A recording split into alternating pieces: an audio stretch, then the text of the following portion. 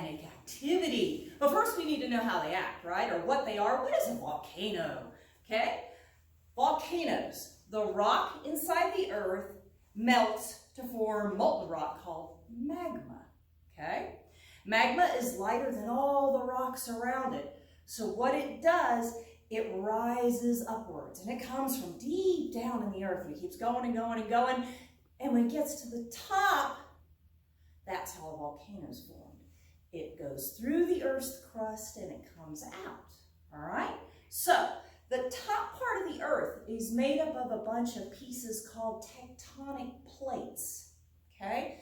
And these plates either sit on top of each other, next to each other, but they're right there, kind of like a jigsaw puzzle, okay?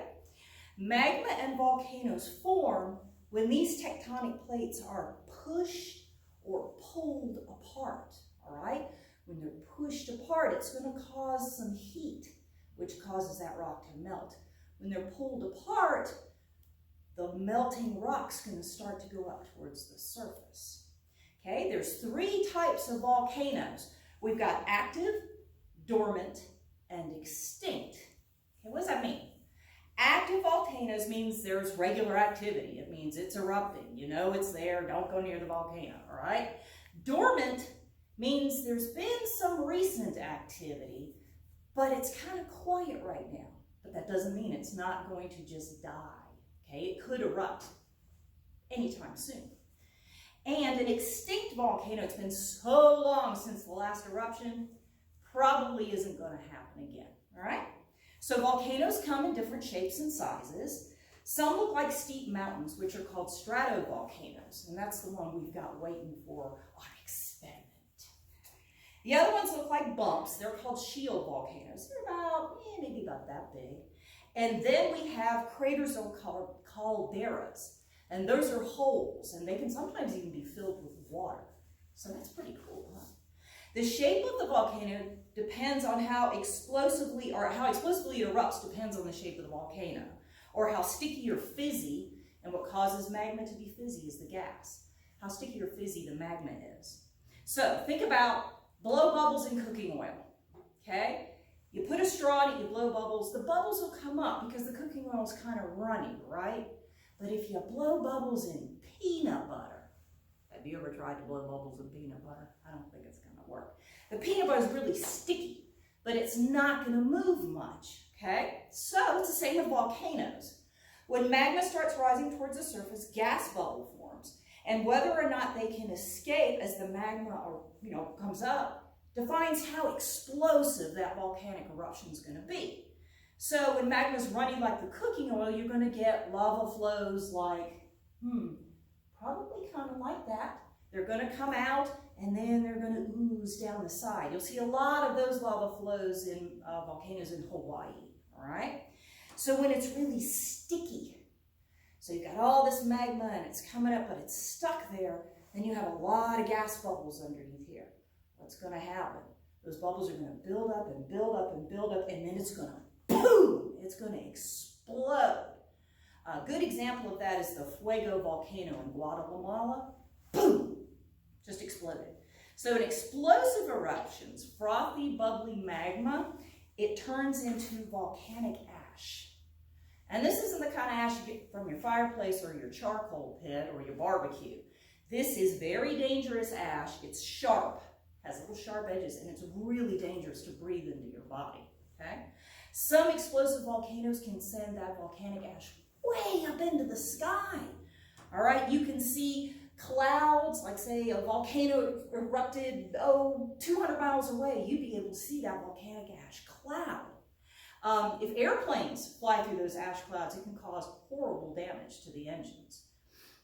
Now, other explosive eruptions create fast-moving hot clouds, volcanic ash, gas, and rocks.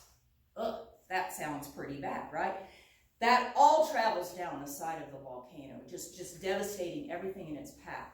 Think of Pompeii, all right? There's a good example of a very extreme explosive volcanic eruption that nobody was prepared for. But despite the great damage that volcanoes can do, they also help us to live. Why is that?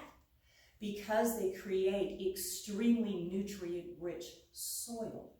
When that magma comes down and it cools, it starts creating more land. The soil or the magma creates the soil to get this great chemical reaction that's good for planting. So that's why some people like to set up home at the bottom of a volcano. I know you've seen that and gone, why are they living there?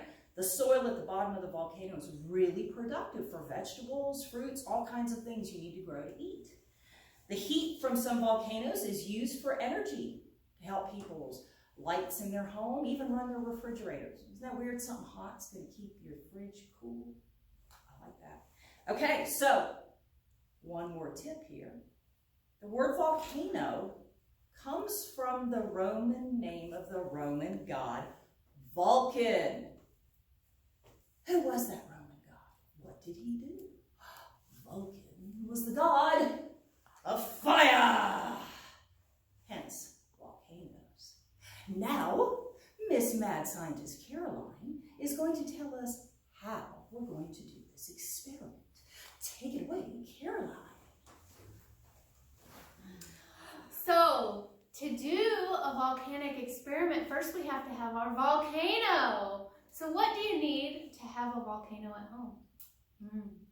Well, we started with a bottle as a base, and then Mad Scientist Kathy built a paper mache volcano around it. She made the first layer and then let it dry, second layer, let it dry. So we have our volcano on its base, but what do we need to make the explosion? So first, we need some measuring cups, because science, you gotta measure it out sometimes. Vinegar, baking soda. You don't necessarily need dish soap, but we found it makes a lot of bubbles and foam if you use dish soap. And then of course we need our lava to be red, so we have red food dye. But before we get ahead of ourselves and actually show you how the volcano works, I need to tell you about what's going on with the reaction. So baking soda and vinegar, baking soda is a base and vinegar is an acid. When they mix together, they make a reaction that makes it explode. So let me explain it a little bit more. They react to each other because one's a base and one's an acid. Baking soda is a basic compound called sodium bicarbonate. Vinegar is diluted, but it's a solution that has acidic acid in it. So the baking soda and vinegar are actually two separate reactions that happen. First is the acid base.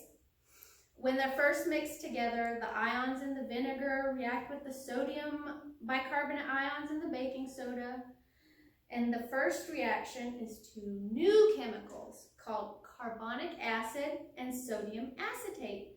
The second reaction is what makes it explode. It's a decomposition reaction. The carbonic acid formed as a result of the first reaction begins to decompose and then creates carbon dioxide gas. So just like carbonated beverages, those bubbles start to rise and foam, and then the bubbles that are made, so the bubbles created from the vinegar mixing with the baking soda, that reacts with the soap too and makes it double bubble.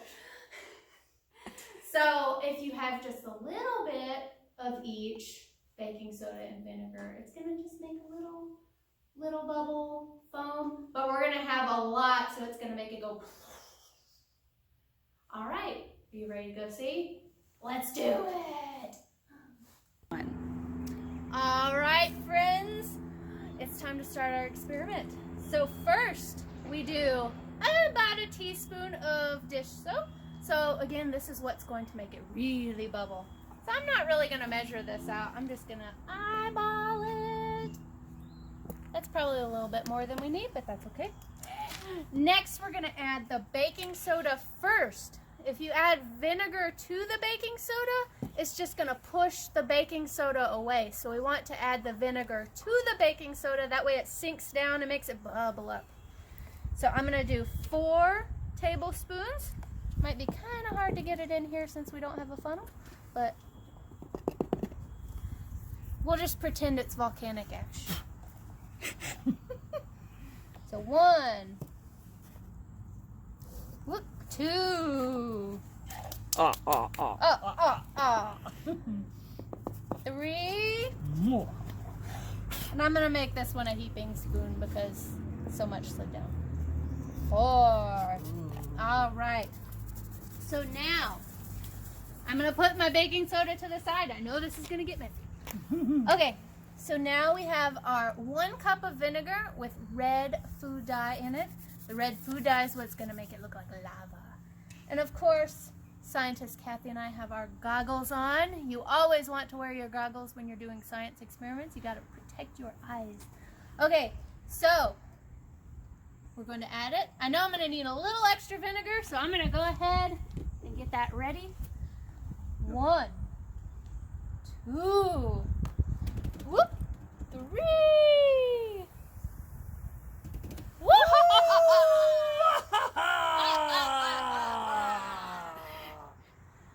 All right, guys, look at that magma. So it's not explosive, it's kind of slow. So we've got a nice oozing magma there. Oh, that's lovely. Just lovely. Oh, even more. That's awesome. Guys, if you want to do this at home, we suggest you do it outside. Very well done, Well Scientist done, Caroline. well done, Yes, well done. yes. Shall we go? I need to prepare more experiments for next month. Yes, we do. All right.